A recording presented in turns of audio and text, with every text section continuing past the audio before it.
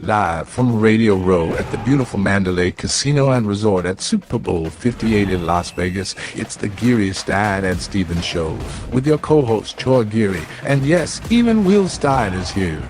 And of course, your host, fresh off his one-man, legless tribute to Elvis Presley, the hardest working man in show business this week, Dave Stevens.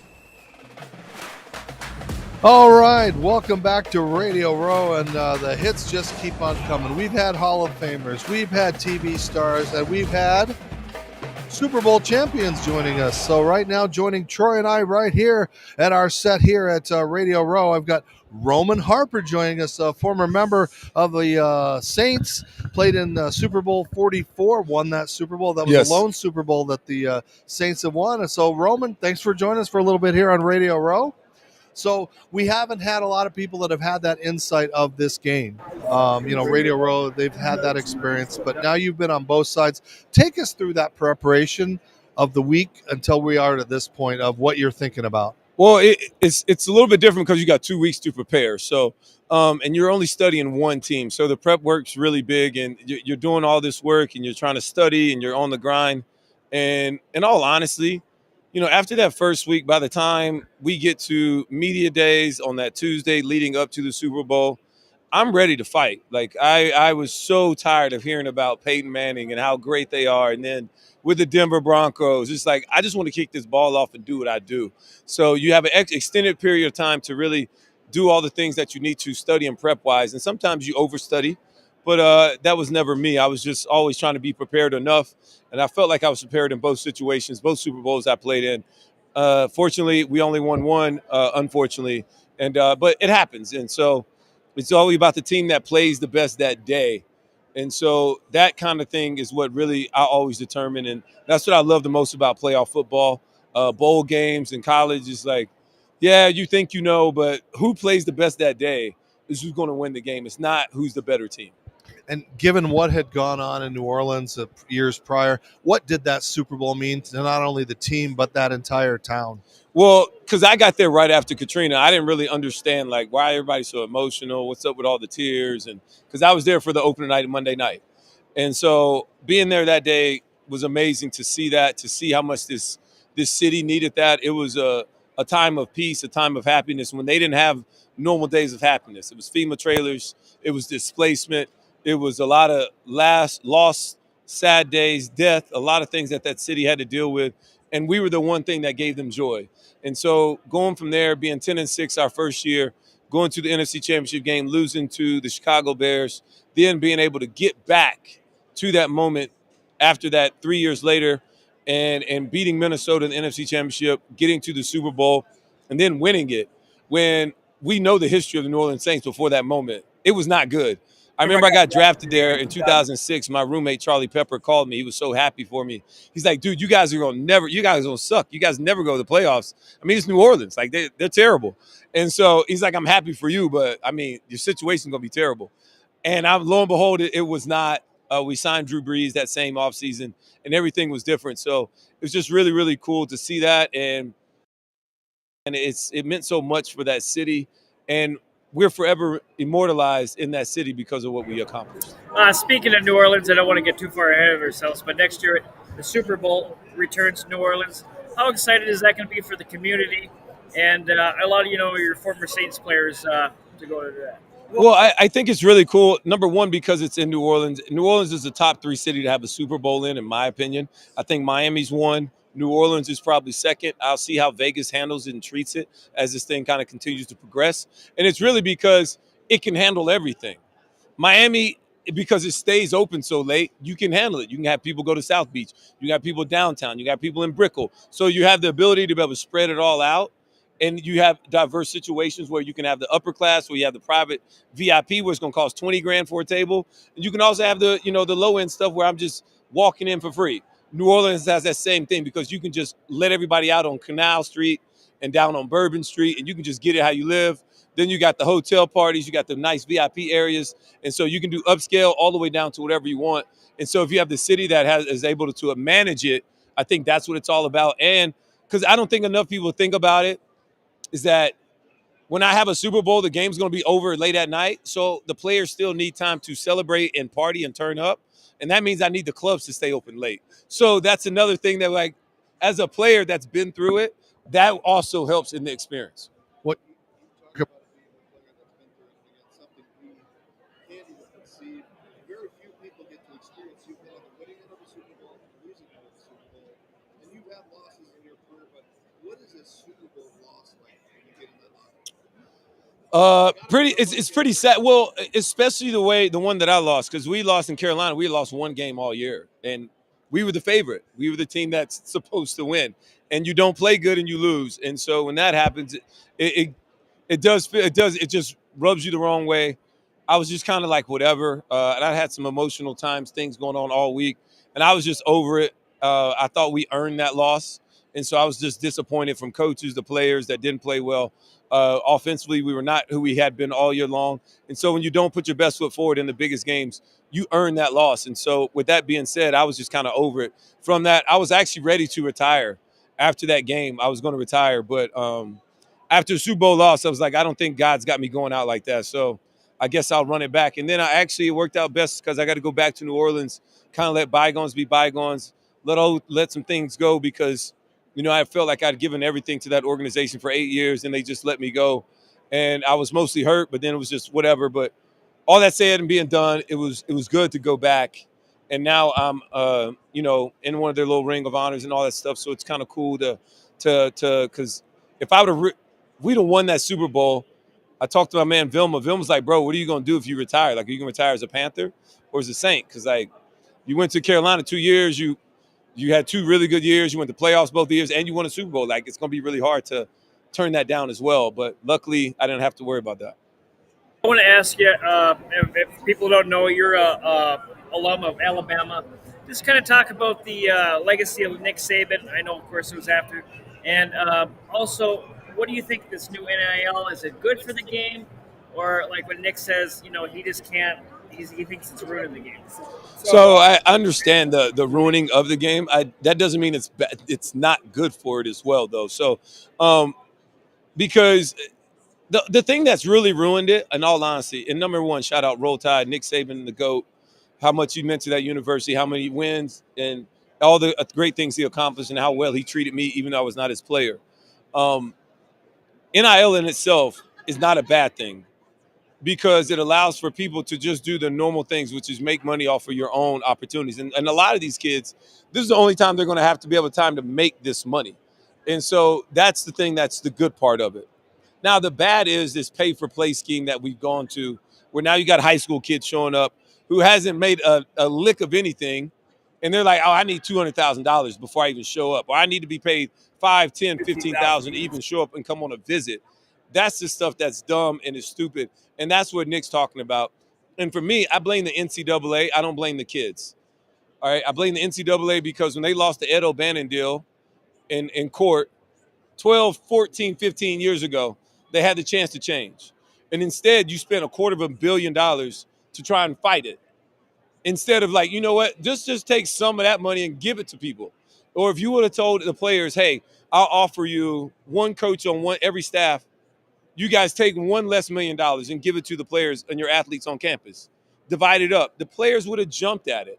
But instead, because you chose to do nothing, you get this. Because now once you open up Pandora's box, you don't get to put it back in. And so the market will eventually set itself. And the people that are investing and throwing all this money at NIL and they're not getting the returns on investments or the transparency that they want to see on both sides of it, they say, I'm not doing it anymore. So eventually all that's going to set itself, in my opinion. But right now we're going to see. And I think there's some other options out there that they're trying to work on, whether it's conference by conference having rules. So now we all set a number to where we all have this, because it's really the playing field has been lost. And it has to be leveled back out at some shape, form, or fashion. Okay, following up on that, also the transfer portal. What do you think of these new rules? I know before, like when you were playing, if you wanted to transfer, you had to sit out a year. Correct. And now if the coaches get changed, or if you have a deal that doesn't fall through, or you can transfer basically just like that. Yep. I mean, Alabama just had the number 1 quarterback sign and transfer in like less than a month. So, yes, these things are happening. I think the transfer portal has impacted college sports more than NIL itself because it's changing everything. There is no loyalty. There is no commitment to things long term. There is no, the first time it gets hard, I'm out. And so you're not raising these kids to actually have to go through things, live through adversity, because adversity is what makes us who we are at the end of the day. And so whenever I go through the bad things and I get through it on the other side, I come out stronger. Instead of, well, I can just leave.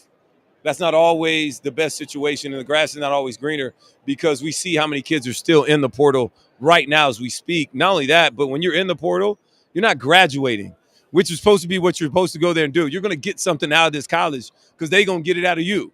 So you're not graduating, you're in the portal, and we're not talking about enough of those stories about the kids that are stuck, that get into the portal, whether the coach forced them in or they made the decision to go, that never get out. Roman, I have no legs, so I'm a minority, and I'm always looking out for my brothers and sisters who are a minority. And it seems we had Lee Stein on, we had Hugh Jackson on yesterday, and we still have the discrepancy of African-American coaches. I think Hugh told us that there are right now no offensive coordinators that are African-American. And I'm like, what's going on here? You're primarily a lot of the players in the league. The percentage is high. Those players turn into, we've had a couple of, Antonio Pierce's, those kind of guys that deserve these chances. But I think the Rooney Rule's a joke. I've said it. Lee said it. Like, what can we do? It's more of better? like they just check the box. It's I think you have to continue to incentivize.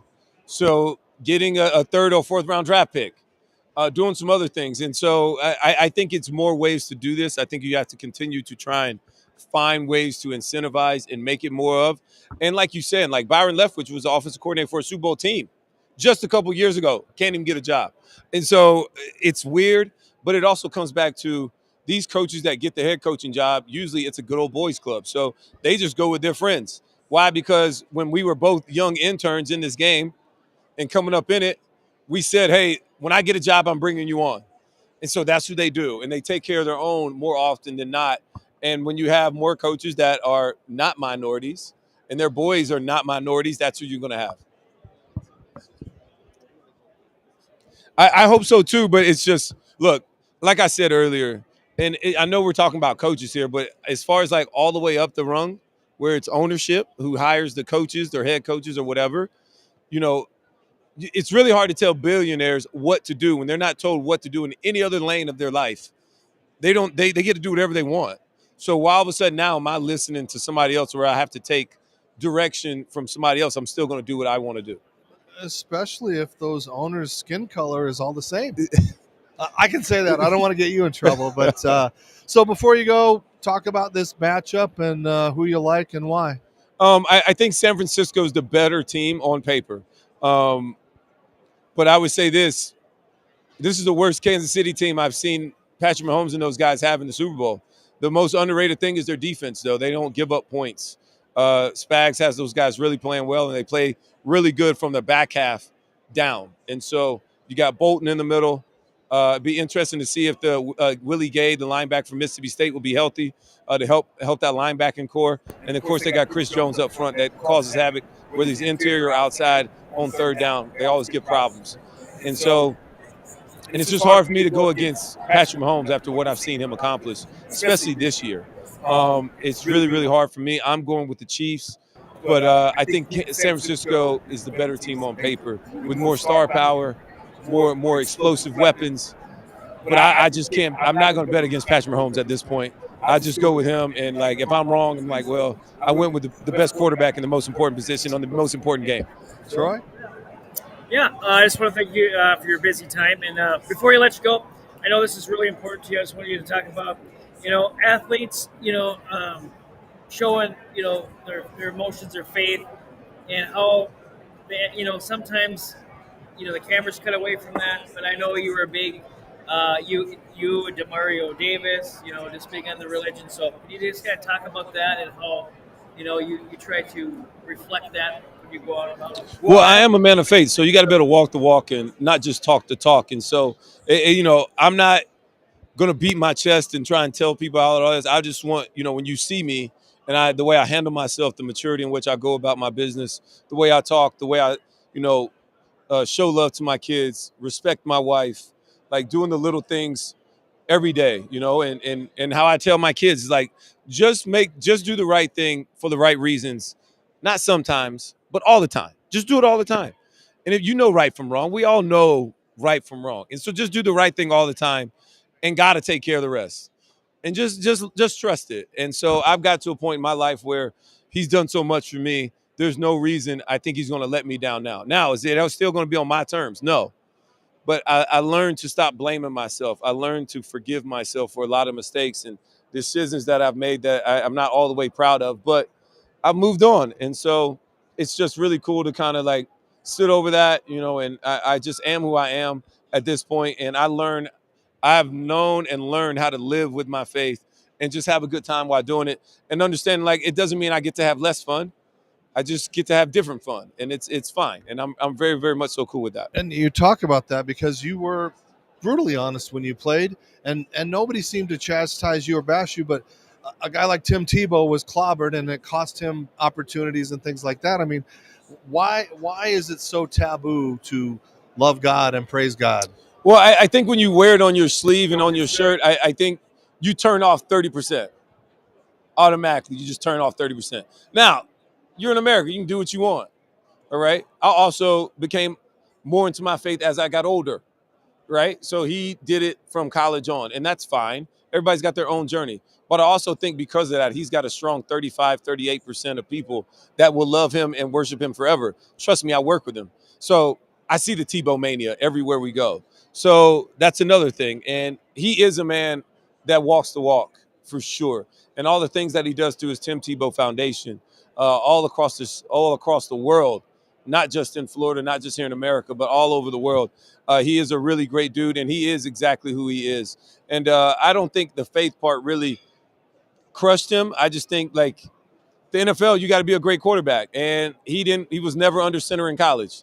And all of a sudden, you get in the league, we want you to be under center. We want you to do these things that you're not comfortable with, and we're not going to let you run the ball like you did in college. So it's like different schemes you got to fit, and it's not his fault that he was drafted in the first round. And so if he wasn't drafted in the first round, we're probably not talking about it the same, because the same pressures aren't on him like they were. But you still give him credit. They won a game in Denver when he completed a couple passes, and they won the game. So I'm happy for him. He's a great teammate. I work with him on a week-to-week basis, and he really is truly a man of God and a God-fearing man that does all the things that you'd want and expect him to be.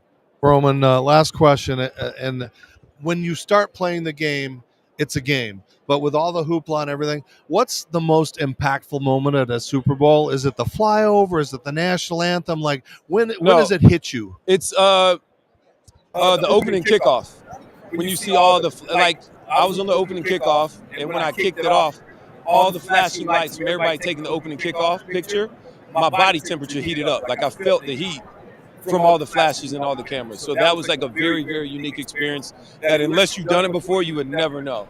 But that was like I'm like, dude, that was like really weird. I'd never experienced that before. To have that many flashes all at the same time, to where like I felt my body, my skin like heat up from all the flashes.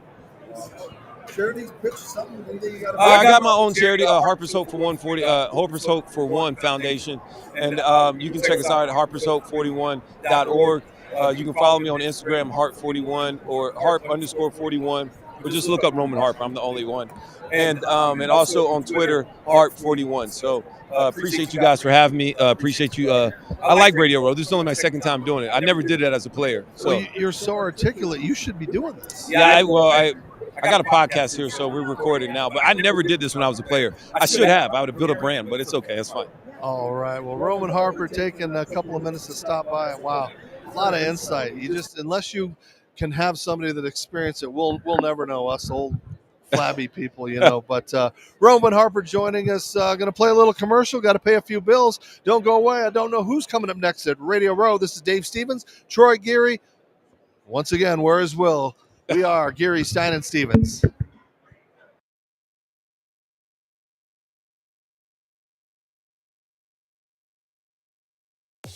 Serendipity Yacht Cruises and Events wants you to come party with us in 2024. Mark your calendar for Saturday, May 4th, because we're calling all Star Wars fans with a costume contest and an awesome Star Wars prize. Then on Saturday, August 10th, it's a Hollywood Night of Dreams with music, games, contests, and surprises. Both parties will be at the beautiful South Shore Harbor Resort with amazing food, fun activities, live entertainment, and a cash bar, plus some additional surprises. Saturday, May 4th and Saturday, August 10th. Come party with us. SYCE. More than a yacht, it's serendipity.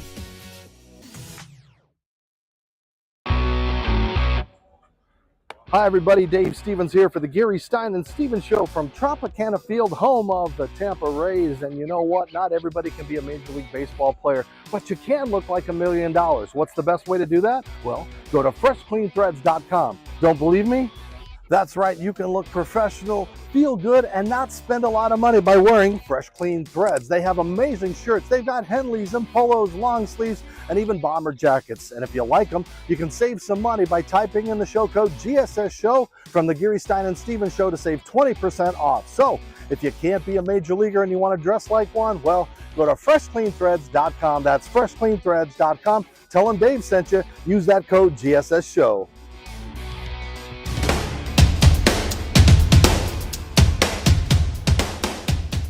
They can strike anytime or anywhere. You can have one while giving a speech at your best friend's wedding or in the middle of your uncle's funeral. It's called a wingasm, and it occurs when you bet and win with MyBookie. And this football season, enjoy more wingasms than ever with new features like early cash out. So you can pull out and enjoy an early wingasm, then bet those funds immediately. Tired of waiting all day for your money? We've increased the speed of bet settlement. And with enhanced game lines and live betting and streaming, you can bet right up until kickoff, then place more bets during the game. Oh, and what would a new season be without our $100,000 Survivor contest? And a super contest with a cash pot of $250,000. Have more wingasms, more often with MyBookie.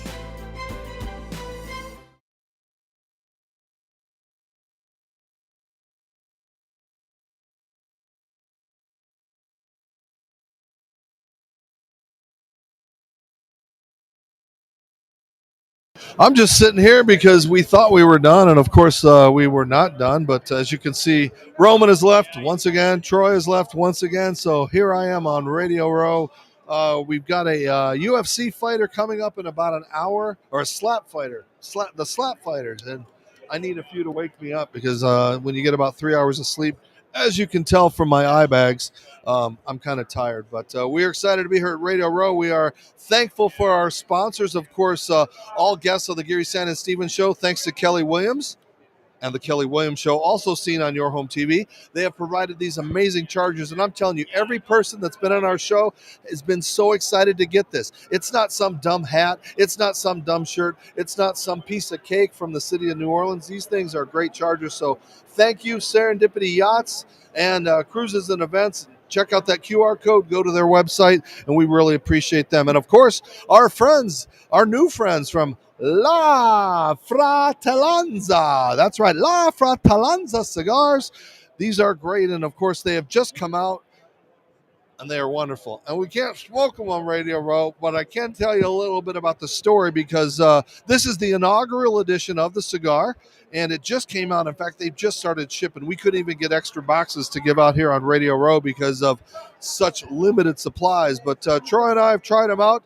And if you go to LaFratellanzaCigars.com, and if you type in the show code GSS20, you get 20% off of your cigar if you're a cigar aficionado or whatever. But yeah, you want to take care of that. And of course, our friends at Your Home TV want to talk about the Disability Channel.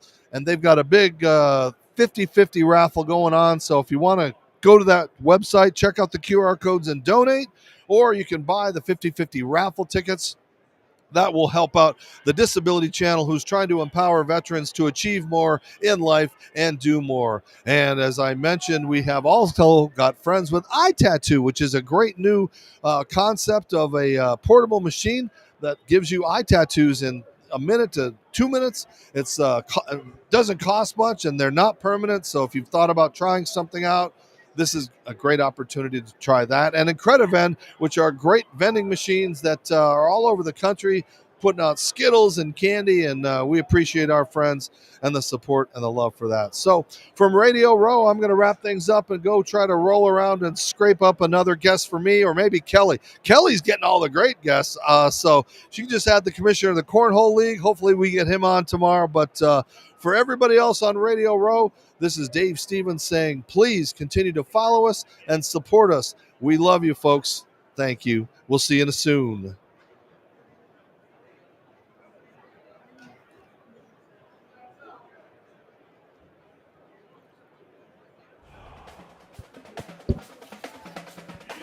Thank you for watching the Geary, Stein, and Steven show from Super Bowl 58. You can watch all of the episodes at yourhometv.com or download the Your Home TV app on Roku. Follow the boys on all social media and podcast apps.